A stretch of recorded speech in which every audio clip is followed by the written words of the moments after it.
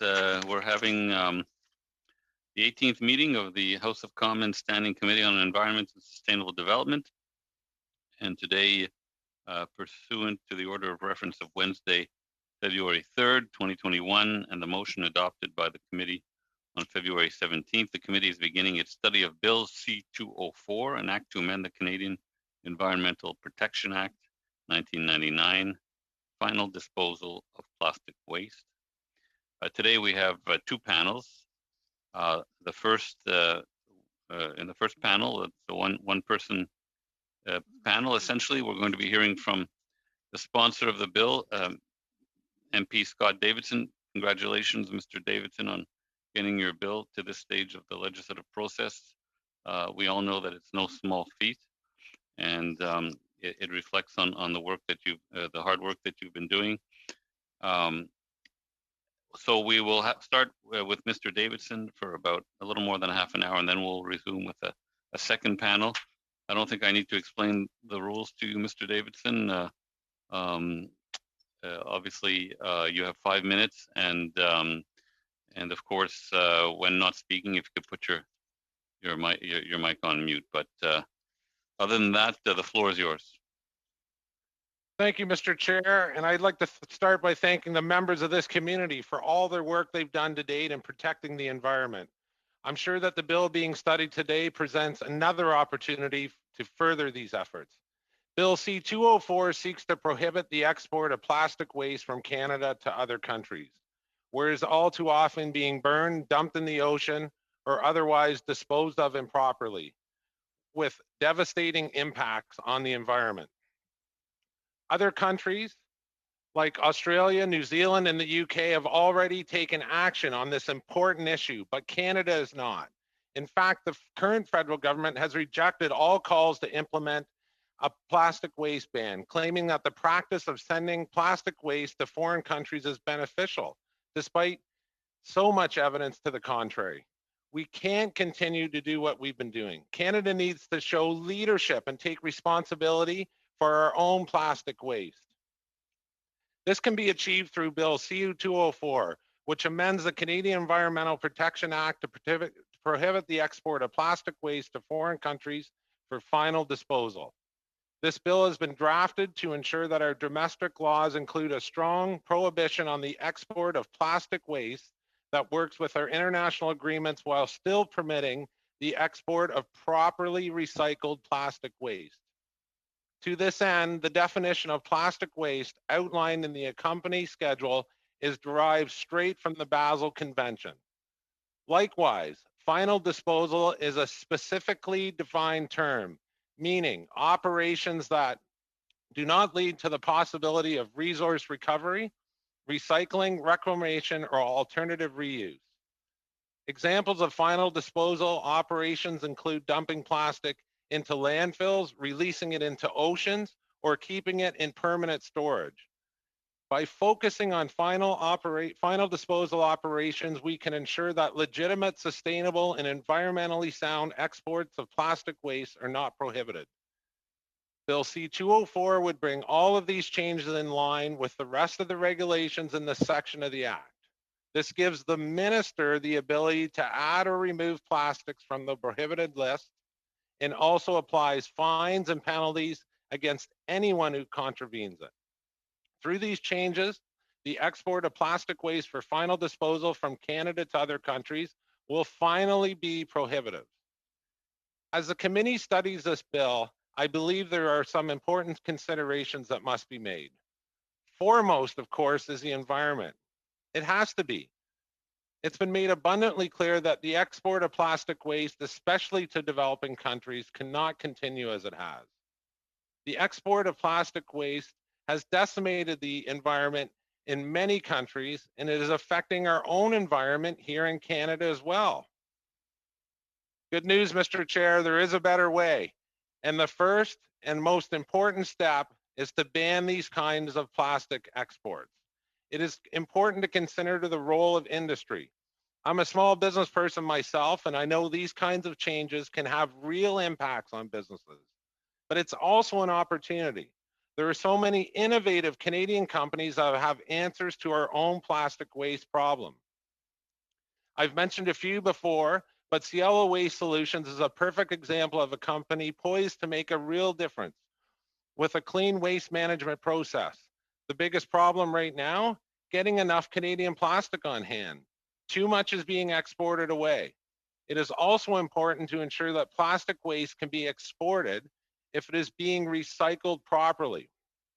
Not so long ago, Mr. Chair, this very committee recommended a plastic waste export ban in its report entitled The Last Straw, Turning the Tide on Plastic Pollution in Canada, which was presented to the House in June 2019. That very recommendation, number 11, came after months of committee meetings and many submissions with witnesses, environmental groups, industry, and governmental departments. Bill C-204 offers the best opportunity to make this recommendation a reality. I am grateful for the support Bill C-204 has in the House and among Canadians from coast to coast to coast. I brought this issue forward because I truly believe our environment and the issue of plastic waste should not be a partisan issue, Mr. Chair. I've enjoyed some constructive conversation with colleagues from all parties on this issue, and I appreciate their insights and contributions. I look forward to following along the committee's work as this bill is studied this week. With Bill C-204, Canada can take a leadership role once more, Mr. Chair, and ban the export of plastic waste. Thanks very much to all my colleagues. Thank you, Mr. Davidson. So we'll go into a 6-minute round of questioning, beginning with Ms. MacLeod. Thank you, Chair, and thank you to my colleague. I think the only point I'll disagree with is during your sound check, you said you had the best riding, and I think there's many MPs here who would challenge you in terms of whose riding truly is the best. But, you know, I think this is a really important bill, and I'm so glad to see you brought it forward. And I think, you know, you talked about the committee and how it had recommended it, and that was before the pandemic. And I think what the pandemic has shown us is the importance of being self-sufficient, whether it's developing our own PPE or, you know, disposing of plastic waste. So can you talk a little bit again more about your motivation? Because of course, you had a very fortunate spot in terms of introducing a bill, and out of all the different areas that you could have chosen, why was this important to you? Well, thanks for the question. And as you know, I do have the greatest riding in Canada, and it is home to Lake Simcoe. And look at, I was a small business person going way back. I grew up actually on Lake Simcoe. I have been around water all my life. And clean water is very important to me. And I think all committee members here know that when we think of Canada and you know, I will say all of us as MPs, our witnesses, our great clerk, our chair, we comment when we talk about Canada from coast to coast to coast. We think about Canada as our pristine coastlines, you know, the Rocky Mountain Ridge, the flowing waterfalls. Water is very important. And we know that there's a plastic problem in the ocean. And, you know, when I mentioned the UK and I mentioned Australia, it is time for Canada to take a leadership approach on plastics. And that's why I truly believe this bill is so important, 204. Okay. So at the second reading debate, you obviously had really solid support from the majority of the House, which allowed you to get to the stage. You know, I do understand that the Liberals were expressing reservation and did not support you. So could you maybe talk about, as you listened to the debate, were there any sort of particular issues that stood out for you that you believe that you've sort of managed to turn the corner? Because again, I was surprised that a government that has talked very clearly about plastics and plastic waste did not stand up with you on this particular bill. Thanks for the question. You know, I was hoping that all members in the House of Commons would stand with me, arm to arm, from coast to coast to coast on this bill. And you know, the Greens, the NDP, the Bloc, ourselves, this is an important initiative. I did try and do some arm twisting, wasn't successful with our Liberal colleagues. I hope the committee that we work together. Canadians have put us here to work together, and you know, I truly believe this committee, everyone that sits on this committee is going to work together. And Kathy, you know, Gord Johns has spoke to plastics. He has risen in the House of Commons 87 times to speak to plastics. And you can see how important this issue is to other colleagues. And so I really think it's important that we take a leadership role as Canada, as parliamentarians, work together on this issue. And you know, I'm happy to listen and hear from the witnesses and the committee as this bill moves along. So, you know, no bill sometimes can be perfect at first blush. As you listen to the arguments at second reading, was there anything that you heard that you thought was important that really needed consideration, you know, to be considered for an amendment? Is there anything that really stands out in your mind from second reading debate that might need a bit of massaging within the bill? What I heard in second reading of debate was, you know, colleagues were looking for it to be even stronger. And I mean, that's how much members of parliament and our parliamentarians, you know, are concerned about this issue of plastics. I would expect that we can all work together here as a committee and as a group to come up with, you know, solutions. If there are amendments that have to be put, I'm happy to listen to them and to, quite frankly, work together again as parliamentarians on this. So mostly you saw that, you know, there was a real interest in terms of making this bill as strong as possible. I thought it was interesting that you talked about how, you know, Canadians have companies that are innovative. And I remember being able to buy some wonderful recycled plastic products in the past that just aren't available anymore. So is that a real issue? Yeah, there's a shortage. One company I did, Hailu, was Goodwood Plastics, and even in just outside of my own riding, there was a development that was done and on a small craft harbor. And we've got a lot of deteriorating lumber that just doesn't stand up like new recycled plastic lumber does. They guarantee it for 50 years, these Canadian companies. And you know, as parliamentarians, as Canadians, we've got to be pushing Canadian industry and showcasing Canadian industry, being a facilitator to Canadian industry, and give them all those tools to make them a success. Thank you. You have 10 seconds, Ms. McLeod. Thank you, Chair. Mr. Saini for 6 minutes, please. Hello, Mr. Davidson. Always good to see you. I'm glad you haven't lost any of your enthusiasm. But you know, I'm interested in some points of view from you. You know, your bill is going to have significant impacts on stakeholders along the value chain of plastics, including waste management, including recycling organizations, provinces and municipalities, and business who trade in waste. Did you consult with any of these stakeholders when you were forming your bill or developing your bill? Thanks for the question. And Raj, I miss you too in person. It's great to see you on here. Look, I did consult industry, as I said. I had them in my office. Understand, I was probably as shocked as you that I was this.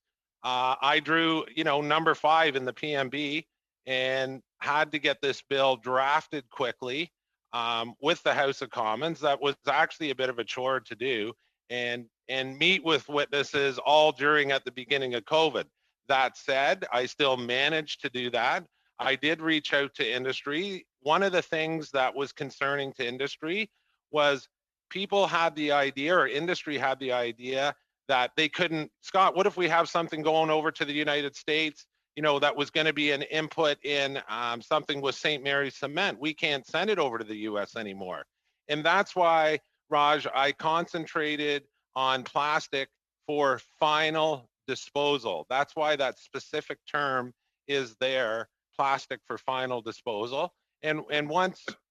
Mr. Davidson, you also know that, you know, and your leader has said this quite publicly many times, that he wants to respect provincial jurisdiction. And, you know, when you're dealing with waste management issues, It's the purview of the provinces and by extension municipal governments. You think it'll make it harder for them or more expensive for them to carry out their job? What I believe when I met with industry is, I got to be honest with you, industry recognized, and I think you would recognize, that there is a problem in the world's oceans.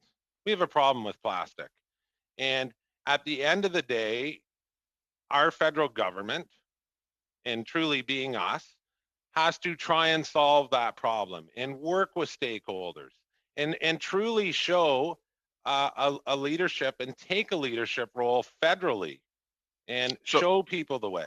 So if we take this a bit broader than being domestic, in terms of the United States and Canada, as you know, we import and export municipal solid waste to one another all the time. How do you think that this ban or this prohibition would impact Canada-U.S. relations? Going over to the U.S.?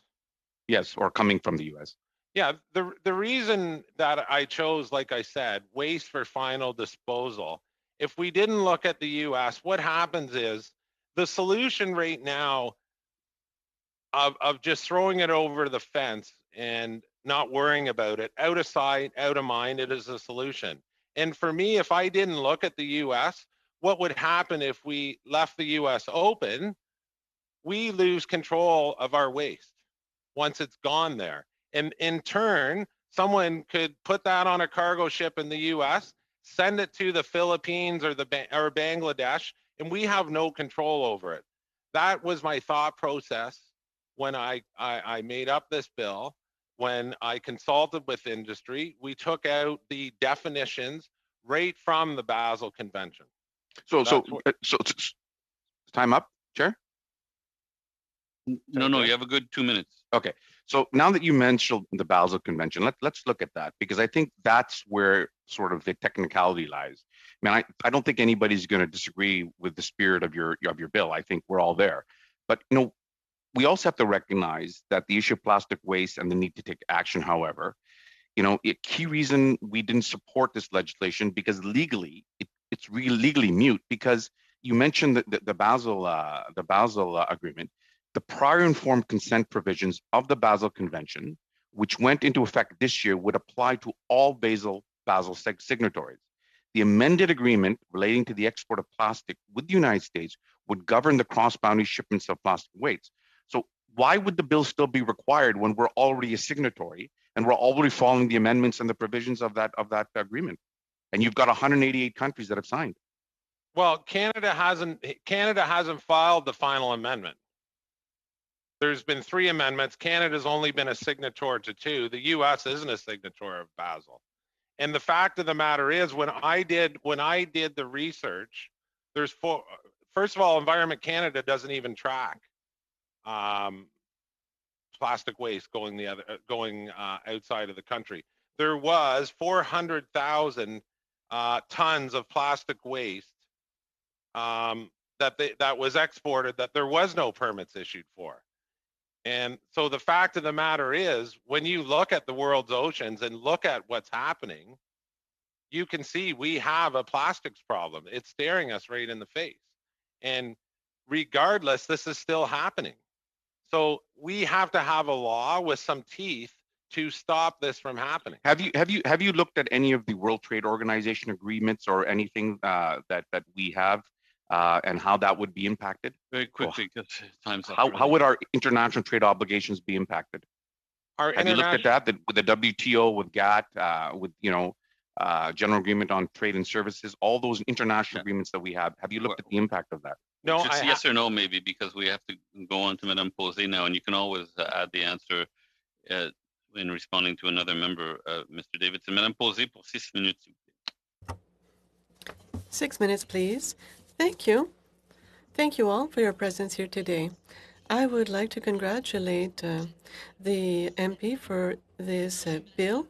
This is a major issue for the environment, and we know that there's a critical situation with plastics in our ecosystem. And I think that it's wonderful that this bill seeks to find solutions and that we should stop exporting our problems elsewhere. We've talked about the convention, the Basel Convention. Here's my question. We know that some amendments were made to the Basel Convention, so then the bill should be amended. So are you open to updating according to the last amendments of the Basel Convention, amending your bill? There we go. No, and thanks for the question. Yes, I'm opening. Like I said, I'm opening to working with this committee and following along amendments that the committee looks at. This is a chance for us, again, as parliamentarians, to have Canada take a leadership role, like Australia, like the UK, and make this bill work. We have something on the table. We're in a parliament now, a minority that could change at any time. And, I appreciate the committee convening to look at 204. And it is my hope that we can work together to make this work. Oui, bien sûr. Vous placez... Yes, so you're placing your bill as a bill amending the Environment Act, and we know that. Are you going to intervene within the framework of the amendments that are foreseen already? I actually haven't seen any amendments to my bill as of yet, unless I didn't receive them, but I haven't seen any amendments as of yet. Non, j'étais plutôt... No, what I meant was that your bill is situated within, it's an act to amend the Canadian Environmental Protection Act, but we know that the current government wants to review this act. So I thought that it was a good idea for you to perhaps intervene when amendments will be made to the act. So now I have another question. If we look at the export only, this doesn't solve the issue. Marc Olivier is a researcher, and he says that the Canadian plastics production is 3.25 million tons in Canada only, and it's so high. We cannot completely cease exporting, apparently. So could your bill be integrated into a larger plan? And if so, well, if we are only looking at the export, it's not sufficient. So do you have an idea of something that could be broader in order to solve this issue, which is plastic waste? Well, no, and thanks for the question. My bill is specifically focusing on the export of plastic waste for final disposal. And, I would ask colleagues, that's what I want to focus on. That's what Bill C-204 focuses on. If there are amendments here today to make it more robust, and obviously I'm looking forward to hearing from the witnesses today regarding this, and I'm happy for any input we can get on that.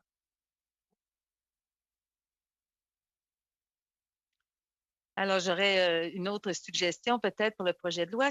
I would have another suggestion for your bill. Why wouldn't you integrate a section that would deal with a better checking of the lots of plastic? We know that a lot of plastics, and you spoke to this in your presentation, a lot of plastic will be burned or will be buried. And so we have this myth of thinking that we're recycling plastic. So could you think of implementing a mechanism, a type of register to ensure traceability of this waste? Again, I would say to colleagues, this is a private member's bill and not a government bill.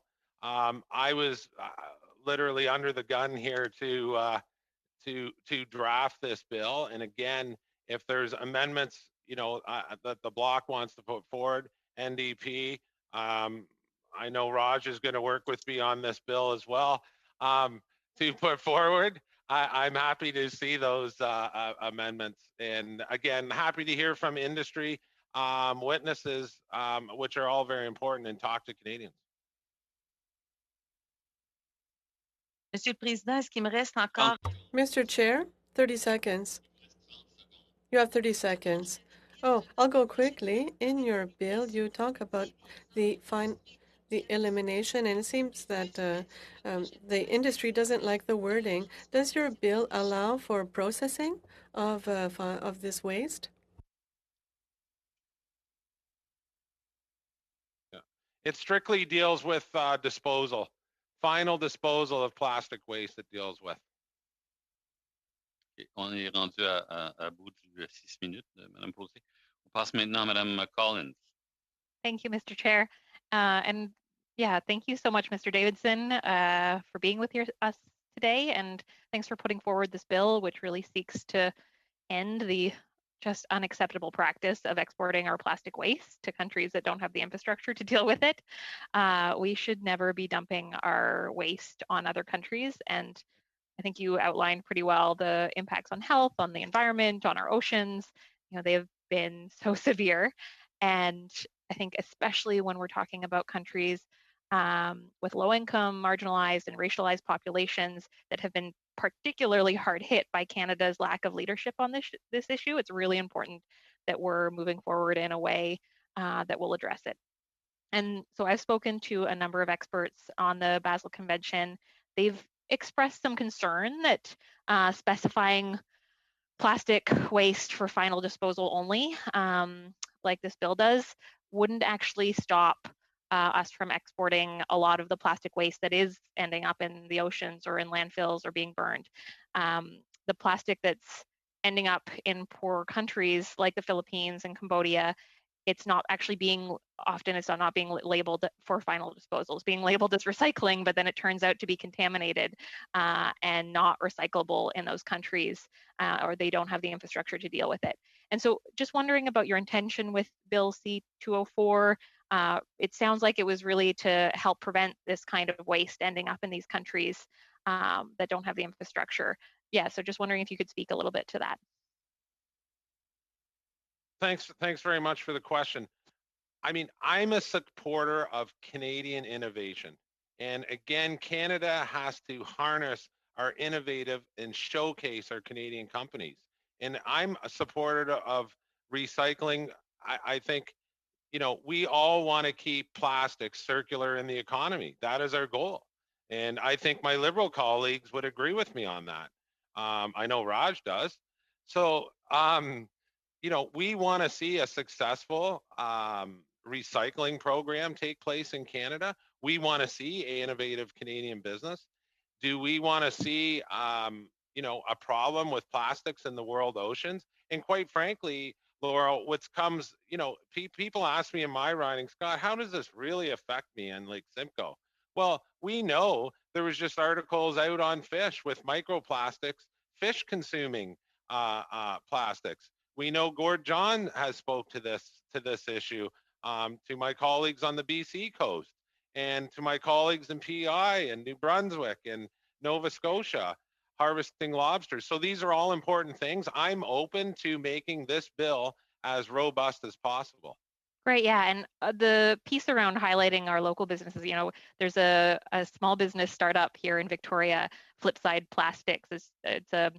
They're launching a kind of micro recycling pilot project focused on local recycling. And I can really imagine that if we were to find a way to make this bill robust, that we could actually, the additional benefit is that we're supporting our local recycling companies here. So it sounds like you would be open to changing some of the language if we were sure that by removing the reference to final disposal and maybe replacing with something more robust, as that would be kind of in line with what you were trying to achieve with this bill?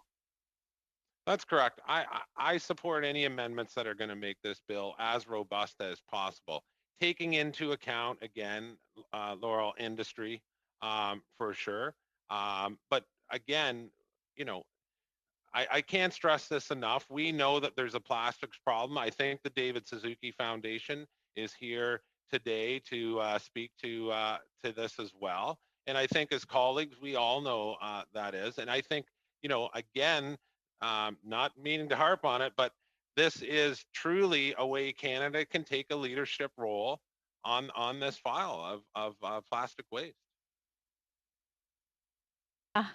Also, Schedule 7, as proposed, contains several compounds, polymers, groups of polymers that are used in the production of plastic and plastic products. And it also appears that some plastics, such as PVC, may be missing. Just wanted you to outline kind of how the list of items on Schedule 7 was determined, and would you be open to making changes? Yeah, the list is from the Basel Convention, straight from it. And I know I told Peter this before, my bill has been left open to, the minister can add or remove items from that list. And again, you know, in drafting this, time was of the essence, so we went right to the Basel Convention for the list. If there is a problem with a certain defined term or it has to be changed, again, the minister can make those changes. Great. And OECD countries have their own agreement for trade in plastic waste. The Basel Ban Amendment, which Canada refused to ratify, bans OECD countries from shipping hazardous waste destined for final disposal and certain hazardous waste destined for reuse, recycling, and recovery to non-OECD states. Was it your intention with the bill to address some of the problems in that ban amendment that ban amendment aims to address? I just want you to flesh that out a little bit more when it comes to kind of non-OECD states and OECD countries. About 25 seconds. Yes, sorry, Mr. Chair. Yes, that was my plan with the bill to address that. We know non-OECD countries, you know, can't handle plastic as well as we can in the developed world. And we've all seen the pictures of plastics being burnt on, you know, literally the side of the oceans. That's also not environmentally friendly either. Okay, thank you so much, Mr. Davidson. That concludes our round, and we thank you for your very clear explanation of your bill and your very clear and direct comments, and we really appreciate you answering these questions, which lead off the study of your bill. So thank you again, and indeed, I would look forward to the day we can all get together again in the House, and it'll be good to see you. Mr. Chair, really looking forward to it. Come up to Lake Simcoe anytime, colleagues. Keep your stick on the ice. Thanks so much. Thank you. Okay, so we apparently we have to do a sound check for the new for the second panel. I'll hand it over to the to our clerk. Oh, just one. So the our newest witness, Miss Elena, I lost her name now. But I'll invite all the witnesses. Yes, Miss Mantegaris. I'll invite all the witnesses to turn on their cameras at this time, though. Maybe, Mr. Chair, you might want to suspend the meeting just for the term of the sound check. Just. We have okay. Well, we can do that. But it's a very quick sound check. But yeah, we'll suspend. Yes.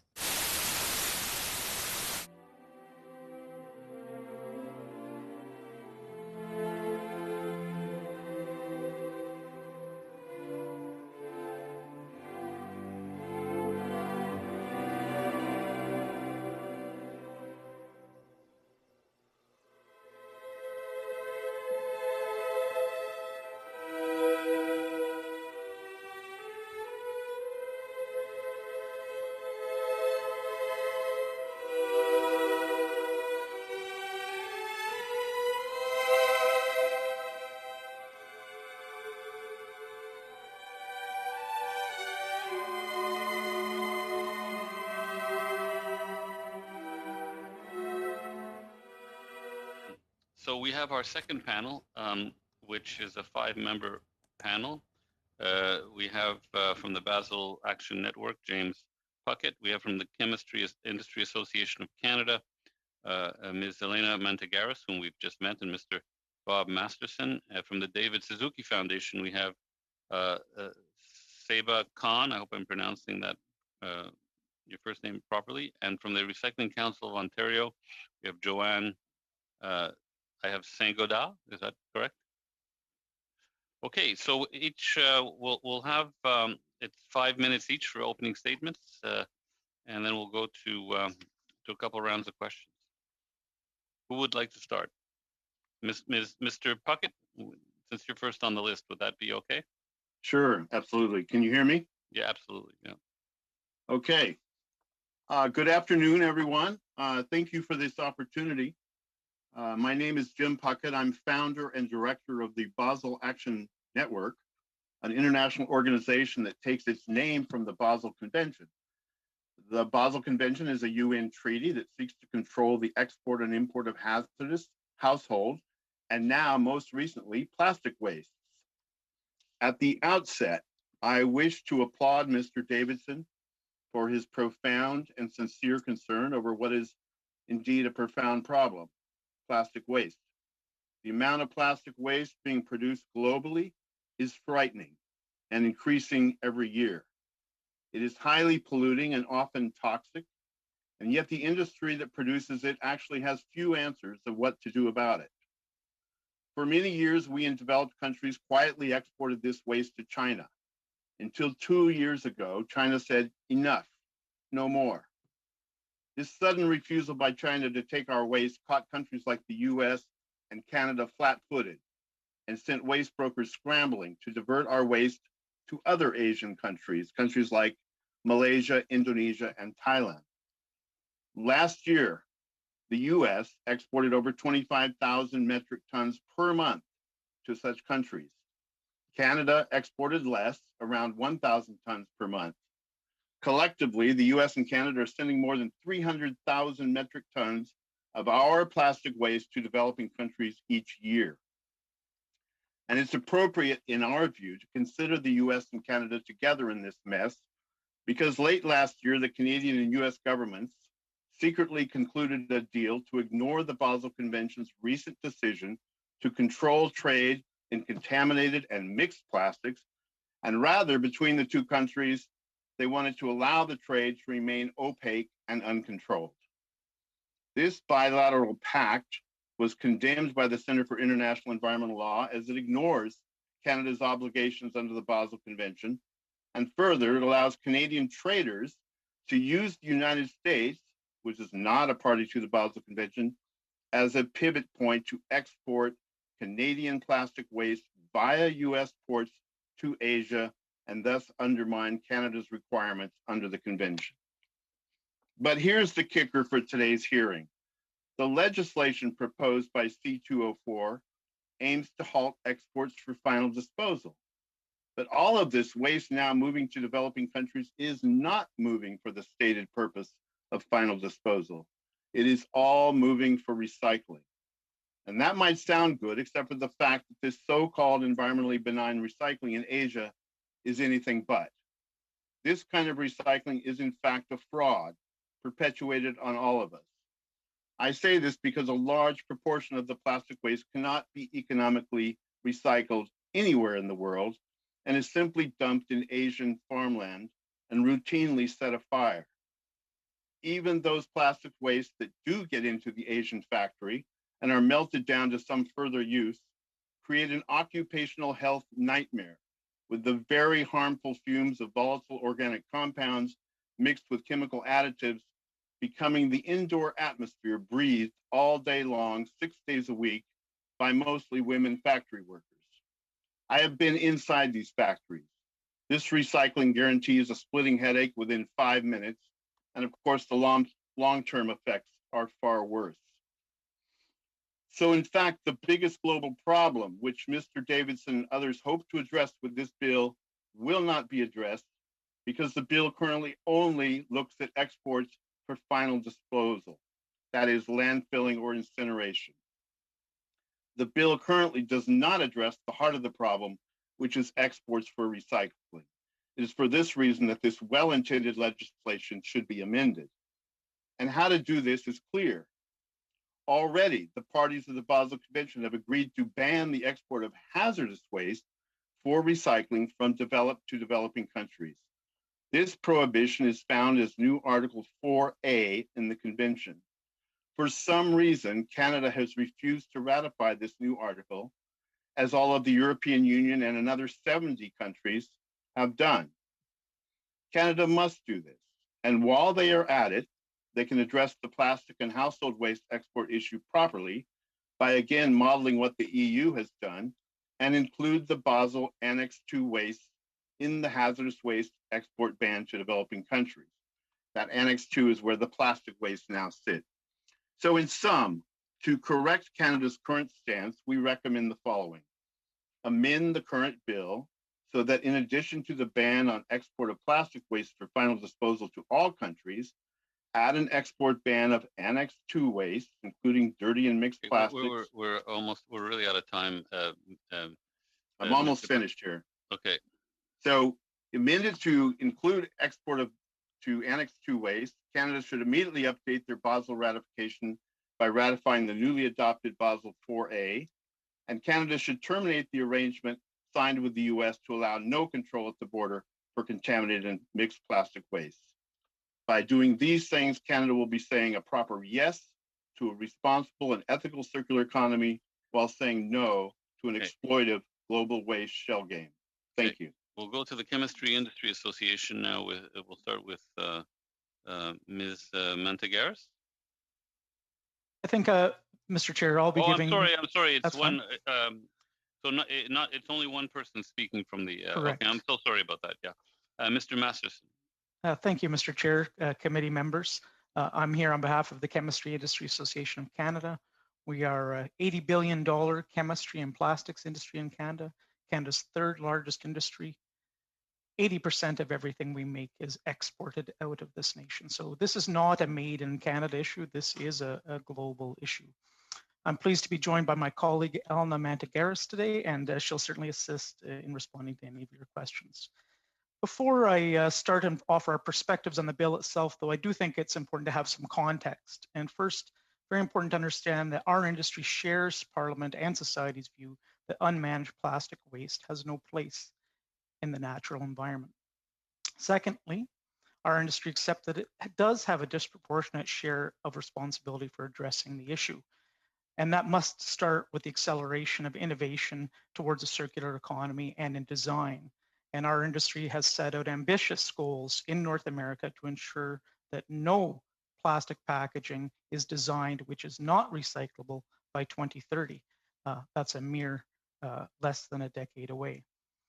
Third, and people are often surprised by this, and it's a major difference, I think, at times between Canada and the United States, but third, our industry fully endorses extended producer responsibility programs, such as the one in British Columbia, where industry is fully responsible for paying for and operating recycling systems that achieve aggressive province-wide recycling targets. And we're working every day with other provinces, and we expect in a mere few years, we will have 85% of Canadians' population within industry-funded EPR programs. And finally, our industry believes that a circular economy for plastics is not only possible, it's indeed achievable and within a modest time frame. Our customers are demanding it, right? There's no question about that. There's a need for a number of transformational initiatives to respond to those customer demands. You know, we heard comments about small industry, small solutions. It's a global industry, it's a big industry. The real solutions are getting the recovered materials back into the plastic producing facilities so that the resins themselves have a high material content of recycled resin, no matter what products they go into. If you have a 50% recycled content resin, then whatever those resins go to will have a 50% recycled content. And that's a solution at scale. We shared with this committee a comprehensive critique of the bill, the private member's bill, so our remarks will be brief. Again, we do understand Parliament's laudable intentions. Canadians are surely frustrated by the images of mixed, improperly sorted, contaminated plastic waste being sent off for disposal without any realistic expectation that they'll be recycled or processed. However, in our bill, C-204 is not necessary to address this. The bill was initiated prior to the Basel amendments, and those significant amendments have come into place, ratified by more than 170 countries, including Canada. The work continues. There's a lot of work developing guidance for those amendments, and Canada's at the forefront of that work. And so certainly one thing this committee should take into account is what is the guidance that comes out of the Basel Convention for these amendments. Those amendments do outlaw the trade in hazardous plastic waste and non-hazardous post-consumer plastics not intended for recycling and without prior informed consent. So on many levels, Bill C-204 is redundant to those requirements. At the same time, it adds confusion. The list of plastic wastes, we include things like ethylene, which is a feedstock. It's not a plastic waste. There is no definition. Mr. Davidson, MP Davidson gave a nice definition of final disposal. That is not in the bill itself. And there's a lack of a process that will allow for the continued movement of post-consumer materials, specifically between Canada, the United States, and other OECD countries. There's a lot of work to realize a global economy, global circular economy for post-consumer plastics. It starts with thinking of these materials as a resource and not a waste. We know what to do with waste. We put it in landfill. We know what to do with resources. We let resources move freely between political jurisdictions and boundaries. So we have to, especially in the OECD countries, especially in this integrated North American marketplace, we have to tear down and not build up those barriers to moving post-consumer resources around. We have to recover the material that goes into the US with our products back into Canada so that we can have that circular economy at scale. Again, if we only focus on what we do in Canada, that's the 20% of plastics that we produce here and stay. We send out 80% of what we make. If we want our facilities here to have plastic resin having a high material content of post-consumer plastics, we have to have a mechanism to make sure we bring that back. Thickening the border for the exchange of post-consumer plastics as a resource will not assist with that. Thank you. Mr. Chair, that's our comments for today. Thank you very much. Thank you, Mr. Masterson. We'll go now to Ms. Khan from the David Suzuki Foundation for 5 minutes. Thank you, Mr. Chair. Dear members, I appreciate the invitation to appear before the committee today. Today's testimonies have highlighted the significant environmental and human health harms caused by plastic waste and the need to ensure a circular economy for plastics in order to mitigate pollution from plastics production and consumption. Despite the devastating impacts of plastic pollution, global trading in plastic waste has mainly operated outside the scope of international rules relating to the transboundary movement of hazardous and certain other environmentally problematic wastes. These rules, as you know, are contained in the Basel Convention, a treaty signed by 187 countries, including Canada. Similar to the intent of Bill C-204, this treaty was adopted with the intention of ending toxic waste dumping towards developing countries. While the Basel Convention obliges its parties to apply the procedure of informed consent when exporting, importing, or transiting hazardous and certain non-hazardous wastes identified under the treaty, until 2019, the treaty did not explicitly provide for the application of these controls to solid plastic waste. In May 2019, however, it was amended to enhance transparency and accountability in the plastic waste trade. These rules, known as the Plastic Waste Amendments, entered into force on January 1st, 2021. Canada ratified the Plastic Waste Amendments last December. By virtue of its ratification, Canada is obliged to ensure that shipments of hazardous plastic waste and non-hazardous plastic waste newly identified under Annex 2 of the Basel Treaty as requiring special consideration are both controlled under the procedure of informed consent when exiting or entering the country. This latter category of waste requiring special consideration encompasses the types of mixed and contaminated plastic waste shipments that were exported from Canada and seized in the Philippines and Malaysia in recent highly publicized cases of waste dumping. A similar shipment from Canada of mixed plastic waste was seized in Belgium at the port of Antwerp on November 9th, 2019, while in transit towards India. It is precisely because of incidents like these that parties to the Basel Convention, including Canada, decided to enhance the regulatory oversight of the plastic waste trade. And it is also because of these incidents that Bill C-204 is before us today. The table provided to the committee as a reference document explains what Canada's new legal obligations are under Basel and their current status of implementation. The only plastic waste streams that should be exported from Canada without prior notification and consent are non-hazardous plastic waste streams listed in Annex 9 of the Basel Convention. As an OECD member, Canada also assumes legal obligations under the OECD Council decision regulating the waste trade between OECD members. While both the Basel Convention and the OECD Council decision oblige Canada to regulate most mixed plastic waste shipments under enhanced environmental controls, these legal requirements have yet to be implemented in federal law. Other countries are ahead of us here. The European Union incorporated the Basel Plastic Waste Amendments into the EU Waste Shipment Regulation in October of last year. Bill C-204 is a positive step towards implementing Canada's obligations under Basel. However, the bill needs to be strengthened to achieve its intended purpose and to align with the Basel Convention amendments. The prohibition on export of plastic wastes for final disposal will be difficult to implement as shipments are not identified in this way, and we know that the problem stems from shipments falsely labeled for recycling as green list waste.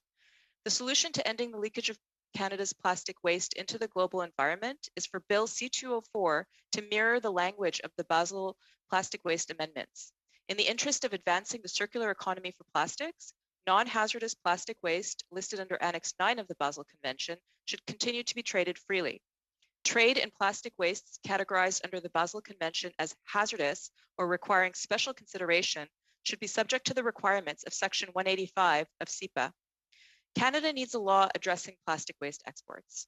An arrangement signed between Canada and the US prior to Canada's ratification of the Plastic Waste Amendments has ignited major concern that Canadian plastic waste exports to the US may be shipped onward for final disposal in developing countries. To effectively prohibit Canadian plastic waste from being dumped in developing countries, Canada should ratify the Basel Ban Amendment, which would restrict all hazardous waste exports to non-OECD countries. Bill C-204 should further implement the Basel Ban Amendment according to best international practice. This would require that the bill be amended to explicitly prohibit export of all plastic wastes to non-OECD countries except those non-hazardous plastic wastes listed under Annex 9 of the Basel Convention. Improving accountability for plastic waste exports, in particular the large volume of trade with the US, is critical for Canada if it is to bring its domestic legislation into compliance with its new international legal obligations. Thank you. Thank you very much. Alors, on passe maintenant à Madame Saint-Godard. Mrs. Saint-Godard, you have 5 minutes. Good afternoon, and thank you for this opportunity to participate in today's session. Bill C-204. Could you, Ms. Saint-Godard, could you raise the arm on your, so that it doesn't, pop. Yeah, go ahead, please. Great. Bill C-204 underscores an important consequence of waste, in particular, the growing problem of plastic waste. As has been noted, it is estimated that more than 90% of Canada's plastic discards end up in disposal, which has significant economic, environmental, and social implications. And while this proposed bill highlights the global nature of plastic waste and Canada's responsibility, banning export does not solely address the root of the issue. Some plastic discards are desirable commodities, and their use as inputs to replace virgin material in the production of new goods comes with important economic, environmental, and social gains. However, some overseas markets that we have become dependent upon employ low environmental, health, and safety standards. And in the world of recycling, not all plastics are created equal. Demand, supply, and commodity values have dramatic variances between resin types. Despite these variances, plastics are often managed as a single or homogeneous stream. Sorry, I think the arm of your microphone is still too low. You need to put it up where, like, see where mine is, almost near. Yeah, that's better. Then we don't get the, there's like a sort of popping effect. Perfect. In the world of recycling, not all plastics are created equal.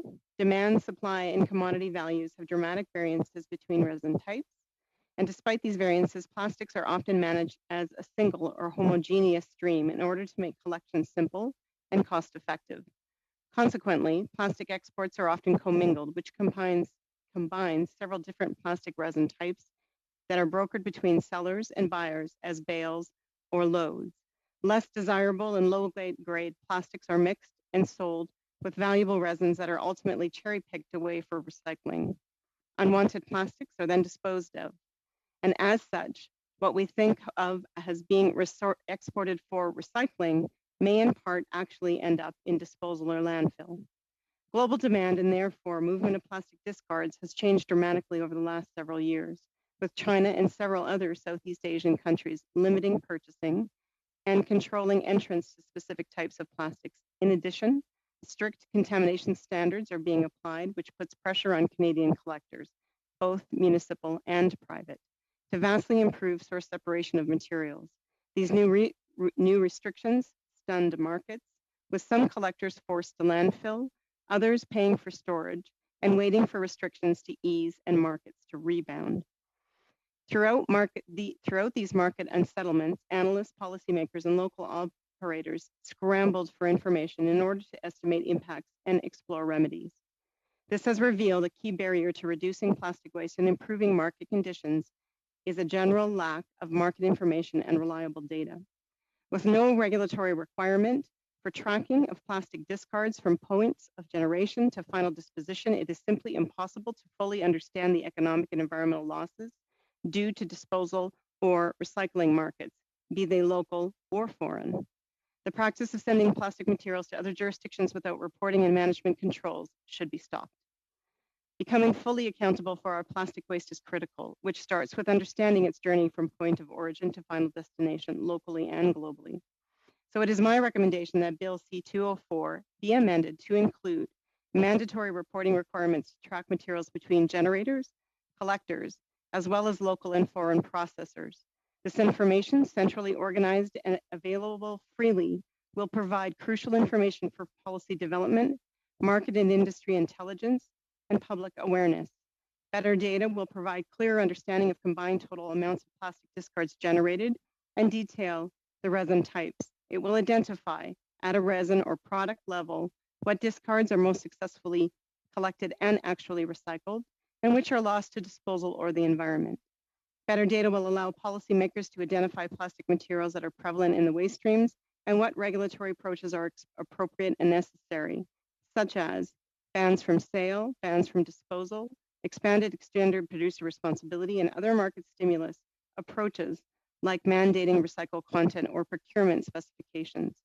Better data will enable more information and improve conditions to attract investment, to grow, and let flourish our domestic recycling industry, and provide market knowledge for brand holders and manufacturers to optimize post-consumer recycled content and product design, which spurs demand and increases material value of plastics that may otherwise be lost to disposal.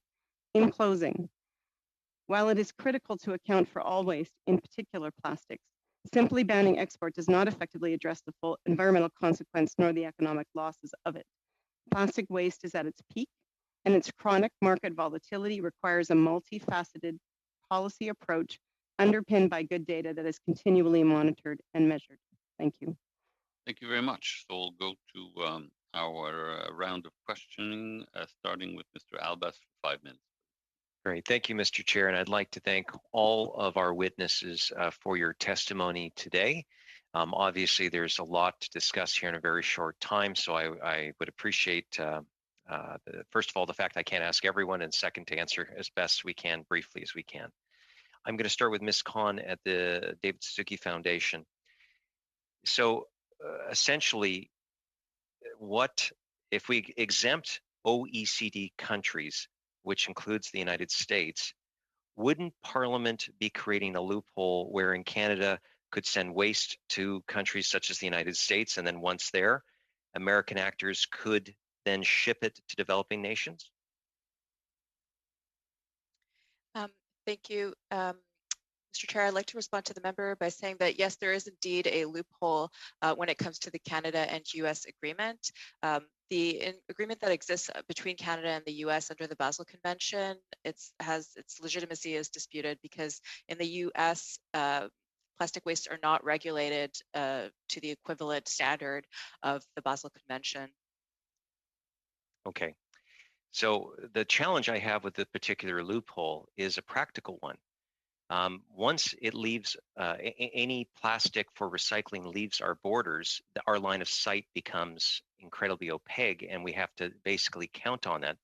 And really, if I'm someone who's dealing in this area, I'm going to go to the closest and largest customers, or the people that would maybe scale it and use it for their own ends. That would be the United States. I can't see shipping some of this stuff to other countries when the United States is so close. And according to the New York Times, shipments of waste from the United States has not decreased as they are not a party to the Basel Convention, and there's nothing stopping them from sending whatever they want. even if the treaty says others are not supposed to accept it. Does that not prove we need to be very careful of what we send to the United States? It certainly does. And if Canada were to new international legal obligations, all mixed plastic waste exports would have to be subject to the procedure of informed consent, which means that no exports could take place without prior notification to the importing country, without also the consent and proof that the processor can actually handle those wastes in an environmentally sound manner. So what the Basel Plastic Waste Amendments do is create enhanced transparency. And that's the problem with the recycling industry. At the moment, you see shipping containers that are labeled as green list waste, recyclable scrap. There's simply not the transparency needed for Canada to control those exports. So I'm from British Columbia, and obviously we have companies like Merlin Plastics that has done great work in reutilizing materials. Obviously, British Columbia does, as the Chemical Industry Association pointed to earlier, have adopted rules for enhanced producer responsibilities, and we see Ontario and Alberta doing the same, both with conservative governments, I might add. It is our waste, and we are responsible for it. Why wouldn't we just put our foot down as a country and say we will not facilitate non-recyclable waste exports, period? So there is some cross-border exchange needed when it comes to recyclable plastics, just because of the way global supply chains are set up. And so the real problem here is that there just isn't the clarity that we need in the recyclables trade. The same way that we won't be exporting hazardous wastes without proof that that waste can be handled in a environmentally sound manner, we have to apply that to recyclables as well. Hazardous waste continues to cross borders also into the U.S. Because our, certain the closeness of the borders and such. What is key is really the transparency mechanisms. We need to have the proper information. We need to know beforehand, before our exports are leaving the country or before we're even receiving imports, that there's a chain of accountability set up, and the financial guarantees are also in place so that any disasters from potential hazardous waste or hazardous recyclable scrap can be also taken care of and managed appropriately. So would keeping the existing bill but exempting clean and sorted and labeled plastics waste for recycling address concerns from David Suzuki Foundation about ensuring proper recycling can continue as in the circular economy? Briefly, please. So our main concern is that Canada has new international legal obligations that it has yet to implement into federal law. And Bill C-204 is an excellent initiative where we can actually make some progress in this regard. So when it comes down to Canada meeting its international legal obligations, then I do think that inserting the Basel Plastic Waste Amendments into C-204 will make a significant process in terms of transparency over our plastic waste exports and imports. Thank you. Mr. Schiffke, thank you. For 5 minutes. Thank you very much, Mr. Chair, and I would like to thank all of our witnesses for being here. The reduction of plastic waste is something that's incredibly important for my citizens in my riding of Vaudreuil-Soulanges, so thank you for lending your expertise to this discussion. Mr. Puckett, I'd like to start with you. You stated that the bill narrowly focuses on the issue of plastic waste being exported for final disposal, but it leaves the issue of plastics destined for recycling largely unaddressed, which many stakeholders across Canada have flagged as severely problematic. And as a result, the bill would not deal with the export of plastic waste that are exported for the purposes of recycling, but that go to countries that are not in a position to effectively recycle mixed or contaminated plastic waste. Can you perhaps expand on why this is a huge omission and will essentially do little to tackle the heart of the problem, as you put it, which exports destined for recycling? Yes, thank you. That's precisely right. The big problem that everyone has identified is what is happening in developing countries under the name of recycling. And the recycling that takes place is incomplete, highly polluting. So it's very easy for people to say, I'm sending it to the poorer countries because they're going to recycle it for us. But the fact is, it's a very dirty, polluting, toxic situation. Like any industry, recycling can be good or bad. So I'm suggesting we need to do in Canada what the EU has done. The EU has adopted the Basel Ban Amendment, which is a separate amendment about not exporting hazardous waste to developing countries. full stop to non-OECD countries. But the EU said, we're also going to add Annex 2 to that list and that ban. And Annex 2 includes household waste and these new plastic wastes that are dirty and mixed. And so we think that we can leave the Davidson bill as it is with respect to let's not export anything for final disposal, but let's add the ban on export for recycling to developing countries. And I think with that amendment, we got ourselves covered. Thank you very much, Mr. Puckett. I'd like to go next to Ms. Goddard. You had stated that banning exports for waste, as this bill seeks to do, doesn't solely address the key issues. Can you speak to why this bill falls short and is, perhaps expand on your comments about more proven effective ways of reducing plastic waste, such as mandating minimum recycled content standards, and about the circular economy approach, something that we as a government are working towards? Yeah, I think it's thank you for the question, and to build on Mr. Puckett's commentary around good and bad recycling. I think first of all, I think the spirit here is to get more transparency on what it is that we are collecting and sending to other shores, and certainly even that is similar to what we should be doing domestically as well. And I think under the guise of recycling, as I mentioned in my comments, not all recyclable material is in fact recycled. And so we need traceability from points of generation through to final disposition. And so outright banning that is not really getting at the heart of the issue, which is no matter what we are generating or how we are generating it or where it is actually managed, we need to have a line of sight on what that is, and to ensure that the materials are managed to the highest of end uses and also under very strict human and health protections. But more so, we need to actually start creating demand. We have much more generated material net than we are able to actually recycle away. And so we need to create the kind of demands that create value and in fact can try to build the recycling industry right here domestically. And so we have the power to do that through product specifications, through government procurement, all of those activities that increase the amount of recycled content in the products and packaging that we're creating can actually increase the value of plastics and really start to draw to actually by way of increasing its value, increase recycling here at home. Thank you, Ms. Goddard. My final question with the time remaining is for Mr. Masterson. Thanks for being here with us. Our Liberal government met with stakeholders across Canada to listen about the best ways forward on reducing plastic waste and plastic waste exports. And your organization, as well as many others, raised serious concerns about the technical aspects of this particular bill and the difficulties of enforcing it with the legislation as tabled. Can you expand and perhaps share from a practical perspective ways in which this bill may be difficult as is for industry, also costly to enforce? And as we're here trying to improve on this piece of legislation, do you have any suggestions on perhaps how it can be changed for the better to help support indry? Unfortunately, that's a lot to cover in a very short period of time. I'll give you 15 seconds if you don't mind. We're already over time, but just as succinctly as possible. A few key messages. This is a very complex problem, and a bill with a one-sentence answer clearly can't solve this problem. The main concern here is final disposal is not identified and it isn't defined. That needs serious attention. Okay. The solutions are an EPR, and I hope you asked my colleague, Ms. Mantegaris, about extended producer responsibility, and the specifics about the markets that are created for recycled materials in British Columbia. The problem we have in Canada, look at Ontario alone, we have 256 different markets for recycled materials, not one. There, Mr. Masterson. Thank you. Thank you very much. Madame Posey for 5 minutes. Mrs. Posey, 5 minutes. Yes? I have 4 minutes? Sorry. 2.5.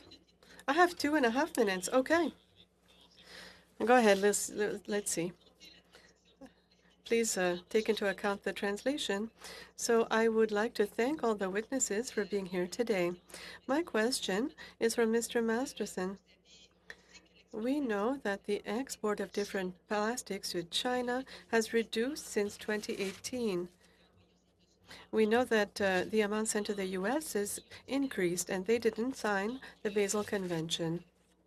Why are you saying that Bill C-204 would stop cooperation with the U.S., but the reality shows that the partnership has been used, and I guess quickly because I only have 2.5 minutes here. Yes, so first, I'm not aware that trade with the U.S. has increased. It was mentioned earlier, Canada generates about 3.25 million tons of plastic waste a year. Roughly 10% of that is recycled. Roughly something in the neighborhood of 150,000 tons a year is exported, most of that to the US. And I think that was consistent with some of the numbers we heard before. And I've not seen any evidence that that's changed in the last few years. But as my colleague Ms. Goddard said, and others, data is hard to come by. So all those are very rough estimates. Again, the main concern is what is final disposal and how does that get read? Yes, sorry for interrupting you. Earlier, you said that there should be amendments, but also you're talking about 2030. But the chair of Dow Chemical was saying in 2019 that there was not enough demand for recycled plastics for it to be sustainable. But there are composable bioplastic. There's a company in Quebec, a company in BC, so this is a promising market. You're talking about 2030. I'd like to remind you that the circular economy, well, there's an action plan for the implementation of a circular economy. It's already been implemented at the EU, and there's a Quebec Centre for Expertise, and they provide solutions and advisory services. So I think that 2030 is too far in the future. We can act now, and why aren't we doing that? We are acting now. We have a Canadian Council of Ministers of Environment Zero Plastic Waste Action Plan, and every one of those elements is to be introduced and worked on. And at this point, as MP Albus mentioned, we have a full producer responsibility program in BC. Nearly half of all plastic waste generated is captured, recovered, and reused in the province of BC. That's 5 times better than the rest of the country on average. We have Ontario, Alberta, and Quebec all modernizing their recycling programs, moving to fully industry-paid, extended producer responsibility, and harmonized systems. Again, I come back. British Columbia has, by and large, a single provincial recycling system. In Ontario alone, we have 256 different systems. It will not work with 256 different systems. Mr. Masterson. Juste une chose, Monsieur le Président. One thing, before ending, Mr. Chair, I would like, well, I'm out of time? Right. Well, I'd like to ask for the text of Mr. Puckett and Mrs. Goddard. We did not receive the text, and I found their presentations very interesting. We will send them once they're translated? Yes, that's correct. Okay, great. Now, Mrs. Collins. Thank you, Mr. Chair. And I think maybe starting off with Mr. Puckett, a legal analysis by the Center for International Environmental Law spoke about how the recent Canada-US arrangement on plastic waste violates our obligations under the Basel Convention. And as you mentioned, because the US has never signed on to the Basel Convention and doesn't regulate plastic waste exports in the same way that we do, this has been characterized as this kind of backdoor agreement that allows our government to get around our international obligations on plastic waste. So I'm concerned about this agreement, and I'm also aware of the reality that many communities rely on sending plastic to the US for recycling. So how do we still allow that kind of legitimate trade of recyclable plastic waste while also making sure that the non-recyclable or hazardous plastic waste, the plastic waste for special consideration from Canada, doesn't end up being shipped to other countries without environmental controls in place by the US once we ship it there? Yes, thank you. That has us very concerned as well. We learned quite late. We were not consulted as stakeholders. The environmental groups in Canada were also not consulted. So this bilateral pact that was enjoined between the US and Canada basically allows Canada to ignore its Basel obligations. So these new plastic amendments, which are meant to control the mixed and dirty difficult to recycle plastics and to have transparency and monitoring and controls of them was just ignored.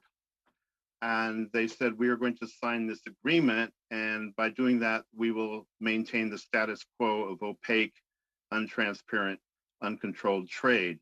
This has us very worried because the US is a major exporter of all kinds of problematic waste to developing countries. And it's very easy for a Canadian actor now to just send things through the US and avoid the obligations of the Basel Convention. The agreement itself was highly criticized because you're allowed to have separate bilateral agreements under the Basel Convention, but they have to be with the same controls and environmental rigor as the convention itself. And saying you're not going to do anything with these new definitions is certainly not the same level of control as accepting these new controls. So it's illegal on the face of it, in our view, but very problematic for what it's going to do with respect to North America, contributing to the contamination of the developing world. Thank you. Thanks. We'll move on now to Mr. Redekop for 5 minutes. Thank you, Mr. Chair, and thanks to all the witnesses. I want to start with Mr. Puckett again. The Basel Convention was implemented, of course, under a conservative government back in the late 80s and 90s. And of course, it's in effect now, but we had these issues like everyone remembers the Malaysia issues, and some of the others have been mentioned, where there was a big brouhaha with the Canadian plastic overseas. You know, you mentioned about how the Liberals have essentially ignored this in terms of our US agreements that we have. And Ms. Khan mentioned the EU waste shipment regulation. So does not this, the fact that we haven't, we're still having problems with this, doesn't this prove that we need further legislation like C-204 to prevent things like this from happening in the future? Yes, and C-204 is a start, and it shows intent to really deal with this problem, and I appreciate that very much. But it falls short. We need to model what the EU has done, because the big problem is the recycling trade, so-called recycling trade, where the developing world is not handling this material. This material is not recyclable. It is mixed and dirty, and even when you have a low wage situation, as in countries like Malaysia, they don't have the people power to sort this material and clean it. And then you always have this residual hazardous material. So the recycling trade is very dirty, and that's why it's been going to the developing countries, and that's what we need to control. So we're saying, keep the C-204 as it is, full ban to all countries, put down your foot, like Mr. Alba said, no export for final disposal to any country, but for recycling, no export to the developing world. Thank you. And so essentially, if there was, maybe we could tweak this by adding it, allowing for clean sorted materials would be a good thing. Mr. Masterson, by the way, thanks for meeting me a month ago. It helped me a lot to learn about this situation. And we did, I do recall talking about British Columbia and how they have a mature recycling province-wide program versus smaller jurisdictions like in my hometown of Saskatoon, we probably don't have a similar situation, and we just don't have the ability to clean and sort like that. And so now Conservatives are again proposing to put more teeth into the Basel Convention here in Canada. And I can understand why industry is a little bit concerned about this, but isn't stronger legislation needed so that we can encourage a stronger and better circular economy here in the country? Absolutely, and there's much work underway to do that, again through the Canada Council Minister of Environment Zero Plastic Waste Action Plan. Again, I feel like I'm on the wrong side of an argument here. I agree with what our colleagues are saying. Unsorted materials sent for the purpose of disposal, bad thing.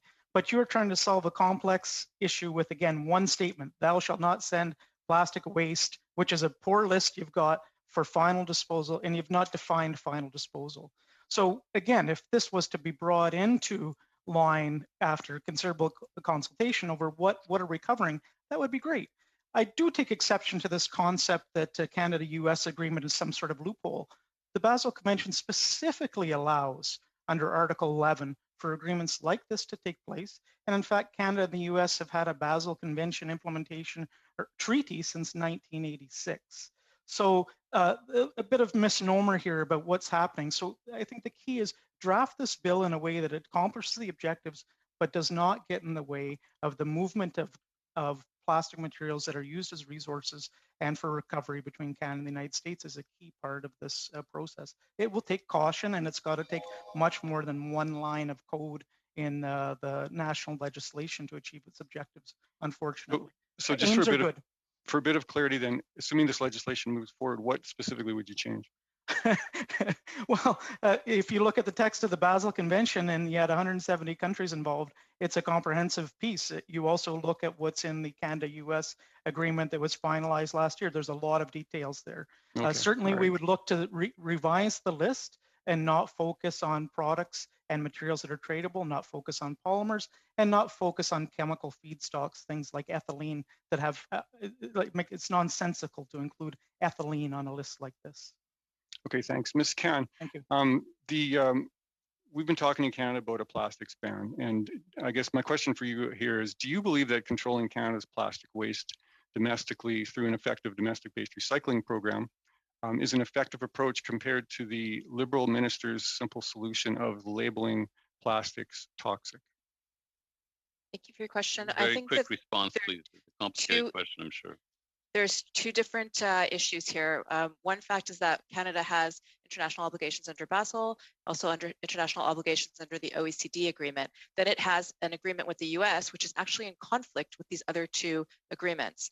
That set aside, extended producer responsibility is a part of the solution as well. But in order to enhance EPR programs, in order to stimulate the recycling industry at home, we need to have strong legislation so that those plastics are not leaking into the environment and they can't be opaquely traded towards OECD or the US. Thank you. Mr. Baker. Thanks very much, Chair. How much time do I have, Chair? You have 5 minutes. Thank you. So I'd like to thank all the witnesses for being here today, and I'd love to ask questions to each of you. I won't have time to do that, of course, in the 5 minutes. I wanted to start with Ms. Saint-Godard and just ask, if I may, unamended, the bill as is. To my mind, if this bill came into effect, if it was passed and came into effect very shortly, it would have carry-on effects within the waste processing and recycling system here in Canada. Can you speak to that? Can you tell me what some of those implications might be? I think there's, thank you for the question, and I think there's sort of two angles to answering that. I think the first is the definition of final disposition is clear here, is imperative in the sense that, to pick up on the notion that even though we are shipping loads that are defined as recycling, prior consent doesn't mean that the loads actually that are being received. Again, sorry. Oui. The loads that are getting received are actually recycled. So it is. Excuse me, Madame sorry, Done. somebody was not on mute, but go ahead. It's not your mic, but It's not my mic for a change. Please There we keep go. the mic high as possible. Thank you. Go ahead, please. Yeah. So the issue is not just prior consent. The issue is to tracking this material to ensure that it's actually being recycled. And I just remember, make the comment that for the materials that we're actually processing here on domestic soil, we sometimes have 35% residual kickout. That means 35% of a load actually gets landfilled from Canadian processors as well. So banning loads that are destined for final disposition, as the bill has in language, is not going to address that issue.